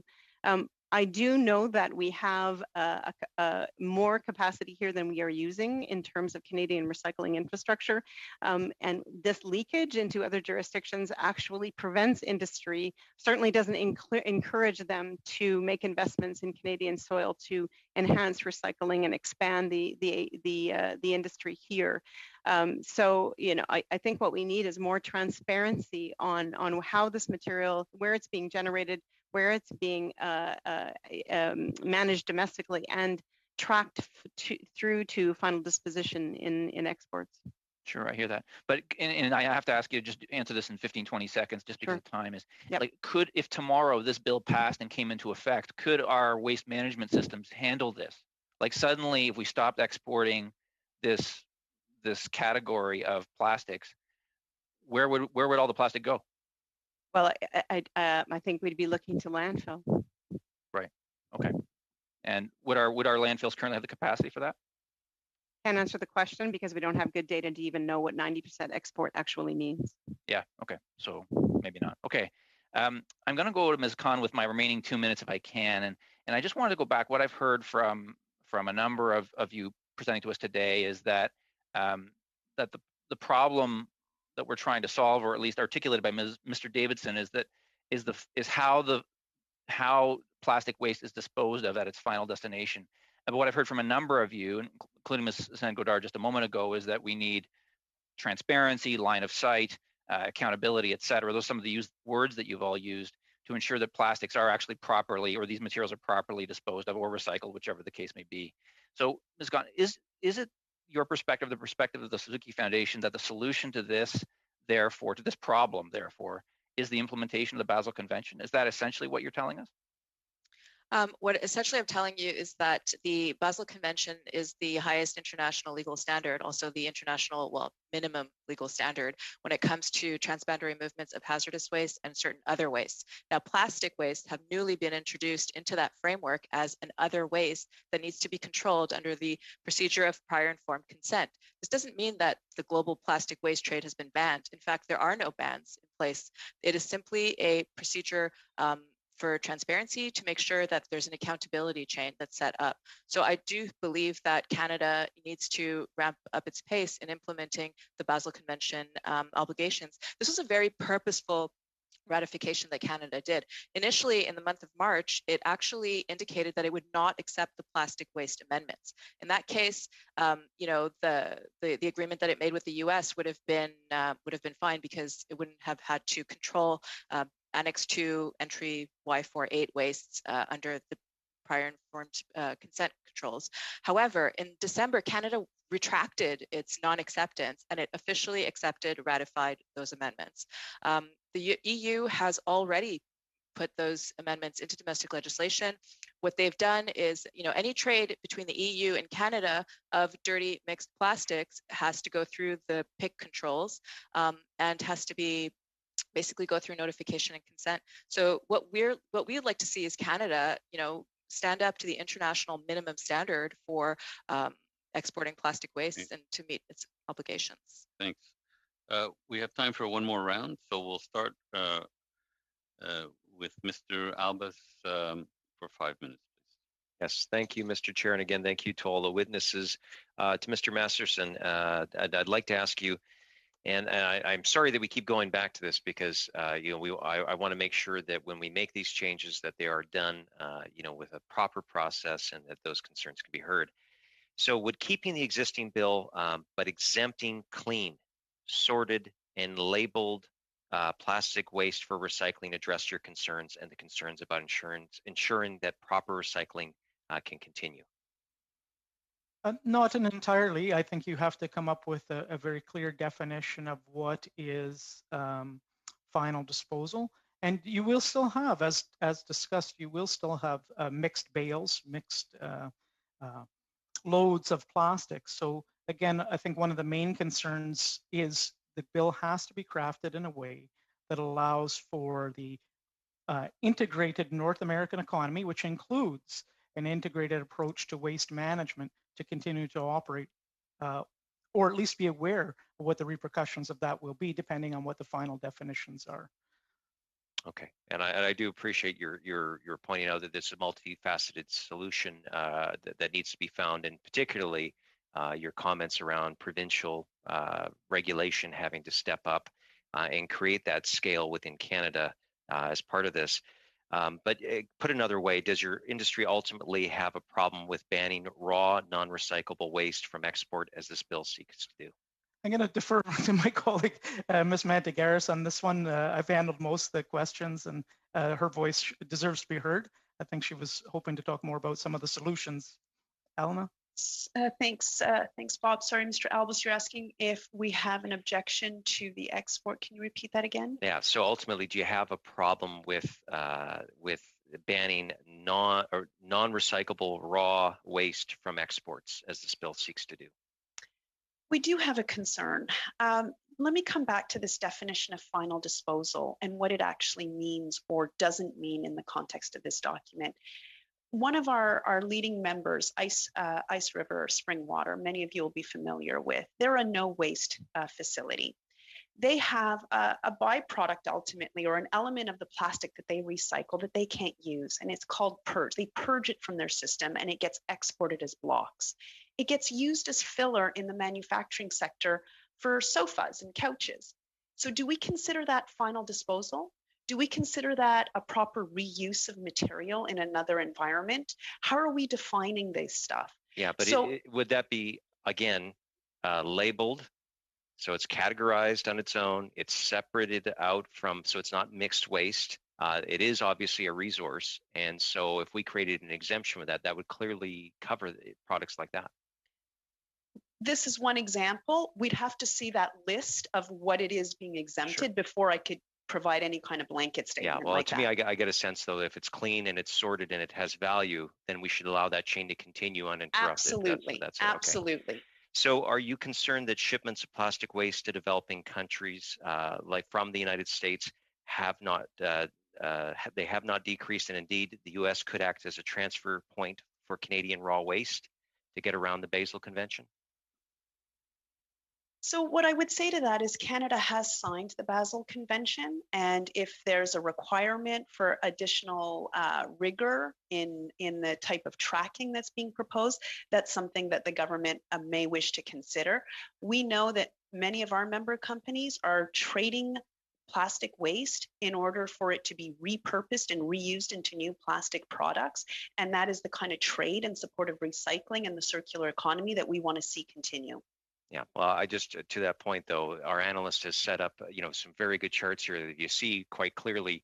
Here's the Chinese decision, and you see a drop in consumption or a drop in exports, and you slowly see, and then suddenly a spike to the United States.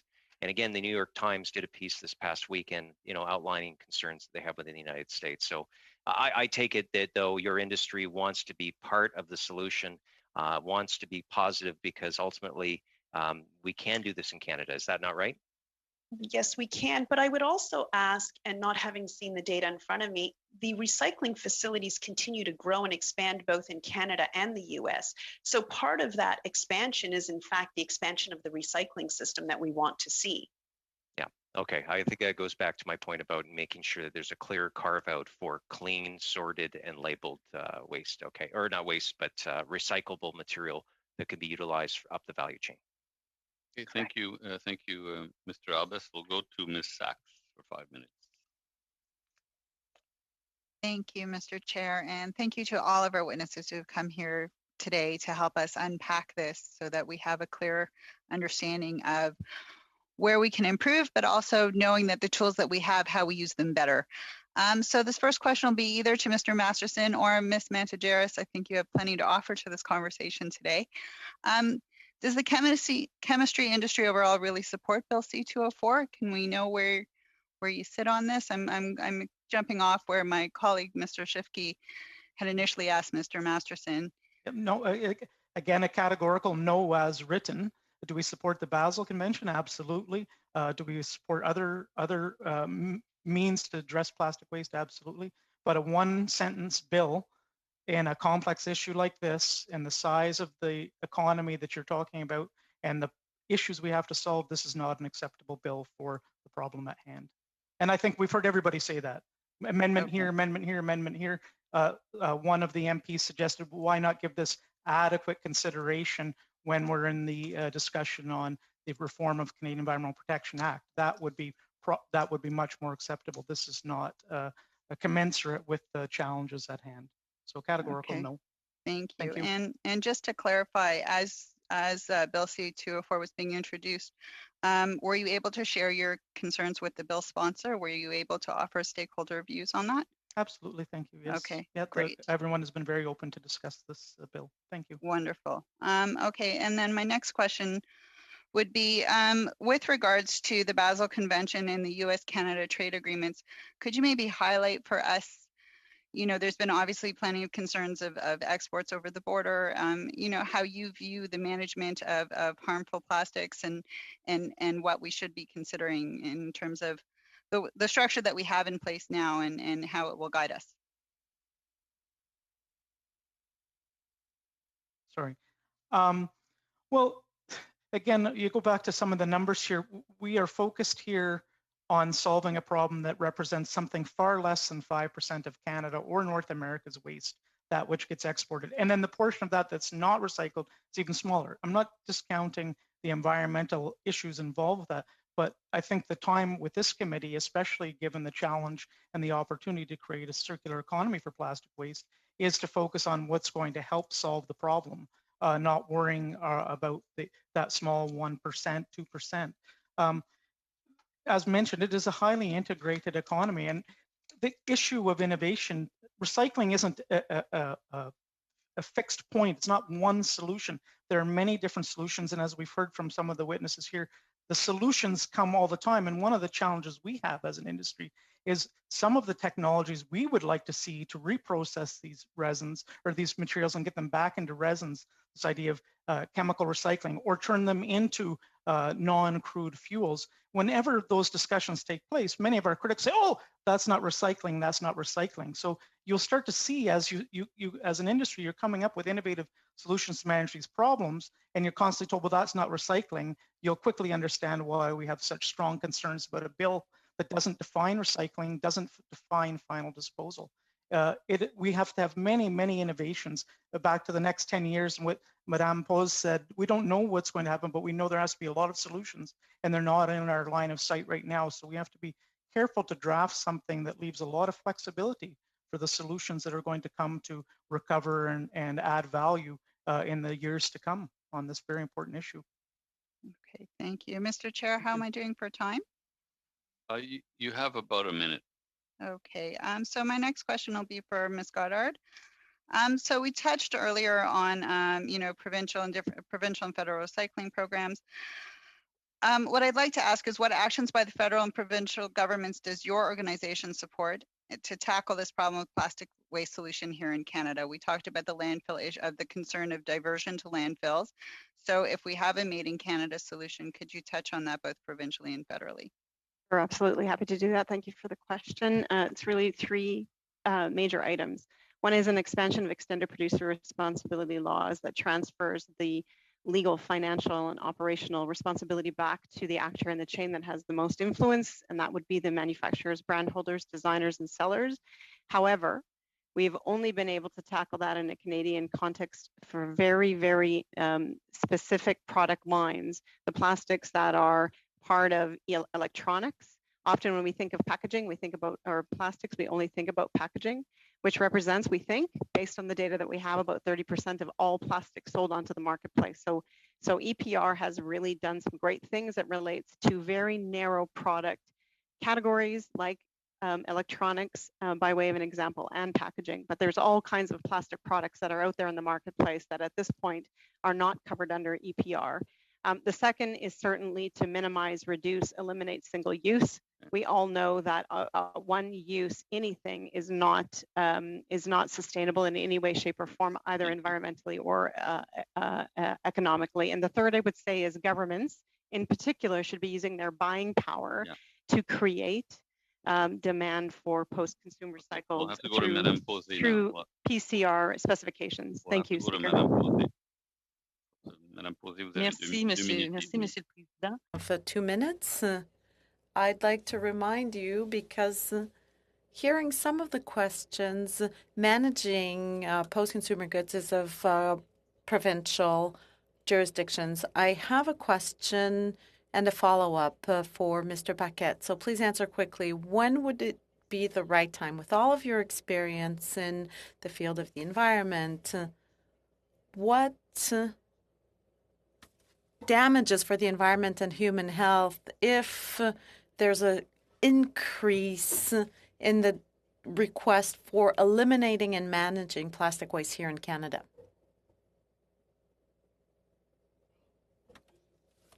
Really important question.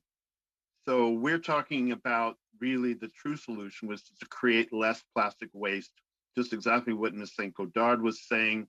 We have to stop producing single-use plastics. We're not going to be able to recycle our way out of the plastic waste crisis. This is very clear. The recycling technology is not up to it. And if you're going to end up burning it or making fuel from it, you'll exacerbate the climate situation badly.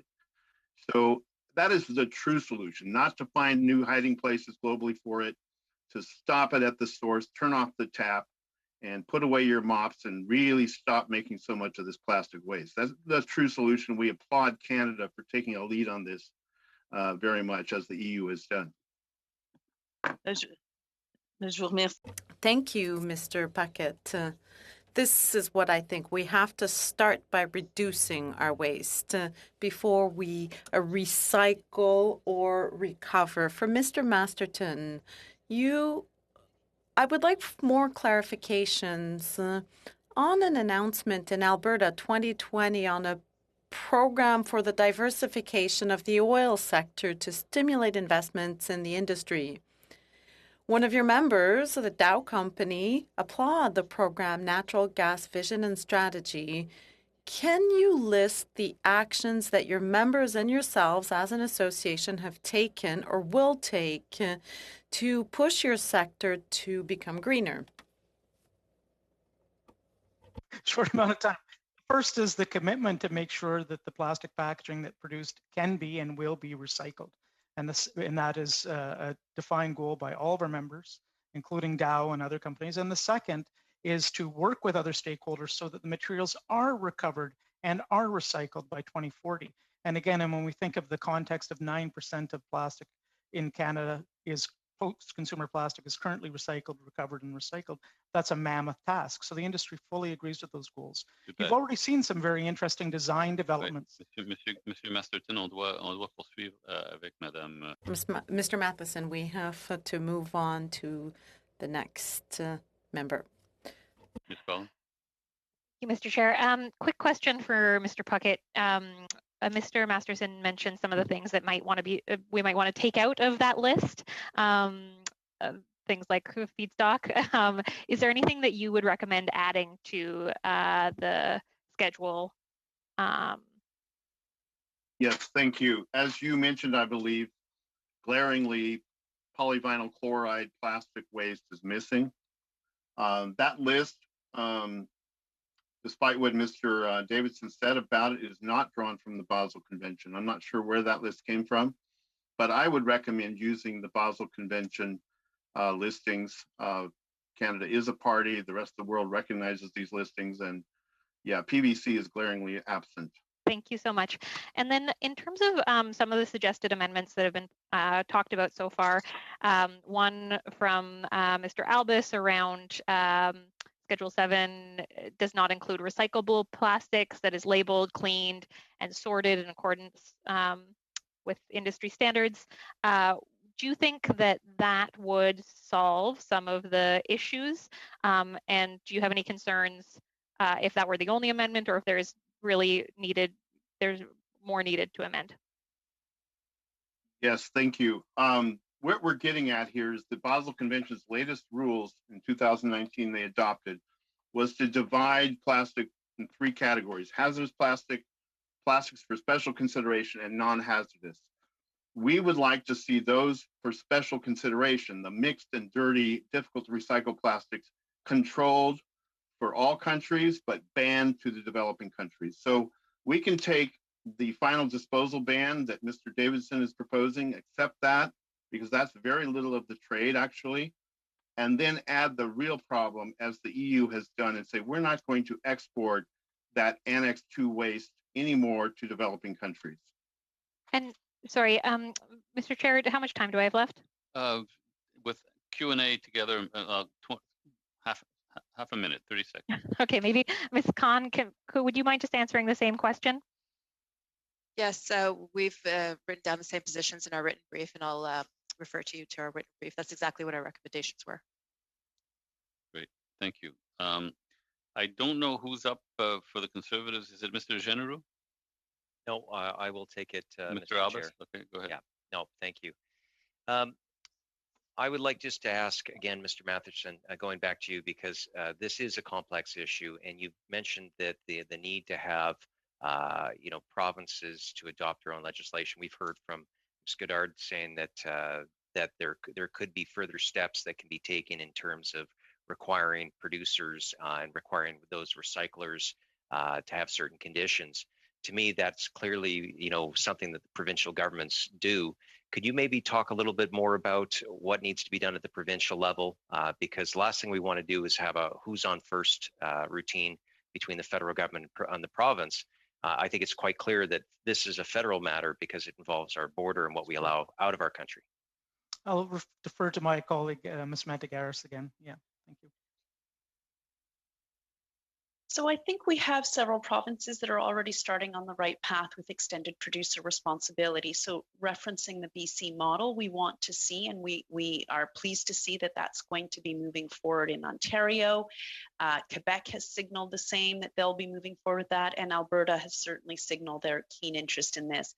Each of those EPR programs has clear targets for recycling, defines what counts as diversion from landfill.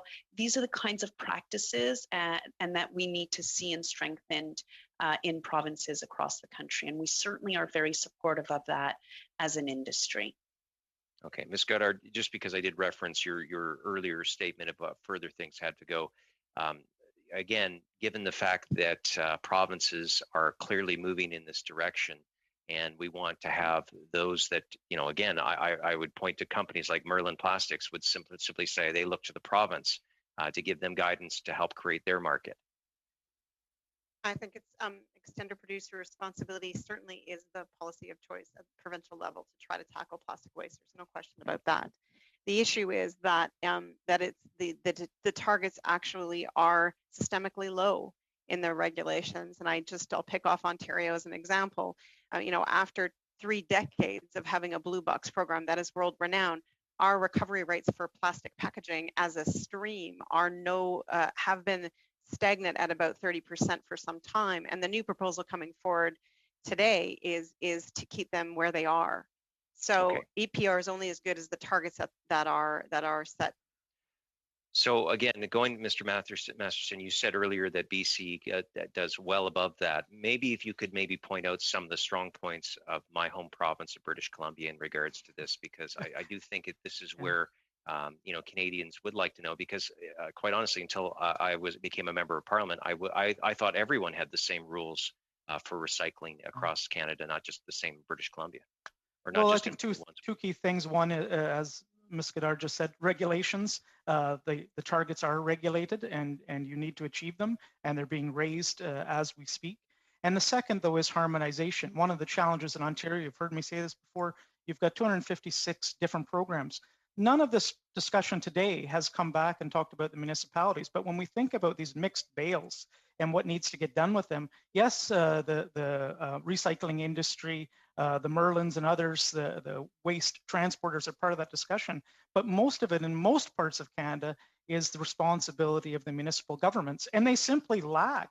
If you take a small town, it can't process all the plastics it has. So what do? They bale them up into mixed bales. They all try to market to the same people. There's no market for them. They either put them in their own landfill or they give them to someone else, say, please get rid of this for me.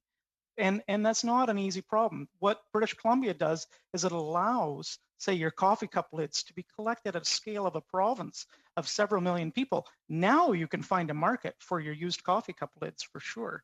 So EPR, regulated targets, and a harmonized system are key ingredients to succeed. And if Ontario doesn't get those in place, it will not succeed, as Ms. Goddard has said. Great. Okay. No further questions. Thank you very much, Mr. Chair. Thank you, Mr. Abbas. That last answer, Mr. Masterton, clarified a lot of things for me, crystallized my understanding. Thank you. Last but not least, Mr. Longfield. Yes, thank you. And you left off at a beautiful spot, Mr. Masterton. I was on a waste management review committee at the City of Guelph, and we looked at projects like the partnership in Project Green at Pearson Airport, where there was an eco-industrial zone set up. And we were trying as a municipality to increase our diversion of landfill and got it up to 68% diversion from landfill for our waste streams. A lot of this is really up to local municipalities, and how we support them through our legislation is really, really important. So I'd like to just comment on how that squares with this type of a one-line private members bill that could end up telling municipalities, you now have to accept all this waste that you were shipping to the United States. You're on mute, Mr. Matheson. I really don't have anything to add. I think you've answered your question. Ellen, I don't know if you have anything to add there. No, I think you've hit the nail on the head. We're putting in place, or what's being proposed is this sort of punitive approach without any of the systems or infrastructure to support any kind of alternative.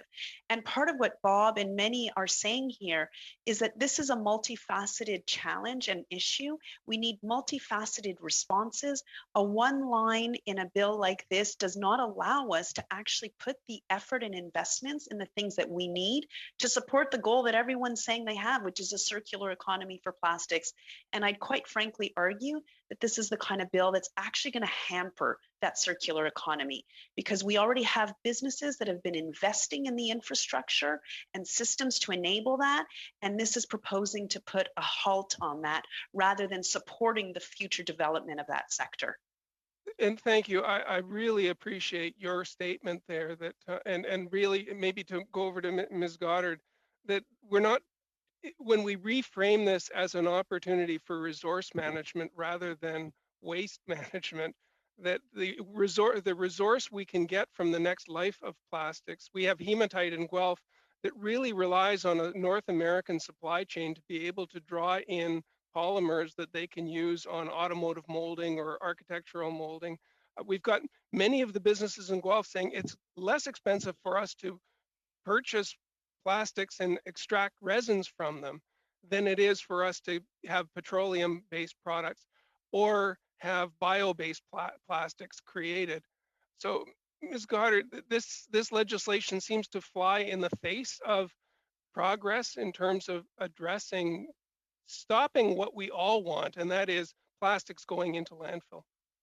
Well, I think what I would say to you is that that the amount of plastic materials that we're generating and have to landfill, irrespective of whether it's domestic or foreign, is a market failure. It's an economic failure. And I think that, in order for us to apply a value or increase the value of these plastic discards, we need to come at it from a variety of different angles. But I would say to you that governments have a unique opportunity through their procurement powers, $200 billion worth of annual government spending in a year, to try to generate some of these plastic materials that are made of recycled plastic is critical. But we need to ensure that we have tracing and reporting in place so that we understand what it is that we're measuring here and what those impacts actually are. Thank you. And Mr. Masters, sorry, I've got tongue-tied today. Mr. Masterson, the delay, or first of all, Canada was leading in the negotiation of these amendments with the Basel Convention. That's correct. And we're really driving the discussions, and then had to put into a lower gear while we waited for the American government to reconstitute itself, and then have the Americans come into our agreement that we're working on globally, and hopefully we'll have the Americans join the global community on this, as they did with the climate change agreements that we negotiated in Paris. The Canadian government has actually taken a leadership role, and earlier comments made it sound like we really didn't want this. You've been working with the Canadian government. Could you tell us how good we are? All Canadian governments. I hate to say you have to be brief, but anyway. All Canadian governments of all stripes have been fully committed to the Basel Convention since day one, including, and I think you folks are a little aggressive here on our conservative government South. We have an agreement with the United States, a treaty on implementation of Basel, and we've done the right thing here. We have an agreement to cover this extension of Basel. So just be cautious in the rhetoric we have with our neighbors to the south. It's an integrated economy, and we rely on each other very heavily. Boy, do we ever. Thank you. Merci beaucoup. Merci aux témoins. Thank you. Thank you to the witnesses. And thank you to the committee members who have highlighted a lot of information on this issue. Thank you to the witnesses. Thank you for having shared your knowledge with the committee. I found this discussion to be very interesting. I myself was able to fill some gaps in my understanding of the subject. So once again, thank you for having made yourselves available. I would invite the witnesses to disconnect themselves. I would have a few announcements for the members of the committee. On Wednesday, we will continue with our dealing with this bill. We will receive representatives from Environment and Climate Change Canada and the Department. And during the second hour, we will deal with a certain number of amendments. On March 22nd,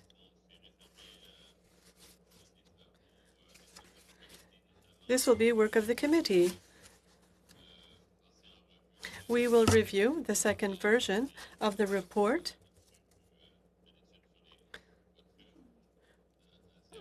the study of zero-emission cars, and we will also use this meeting in order to provide direction to the analysts to write the report with regards to the Canadian Environmental Protection Act. If everything goes well in an ideal world, we would be able to launch the review on 5 sessions on plastics. I don't know if someone wants to move the adjournment of today's meeting. Mrs. Posey, this a consensus? So, meeting adjourned. Thank you. Have a wonderful evening.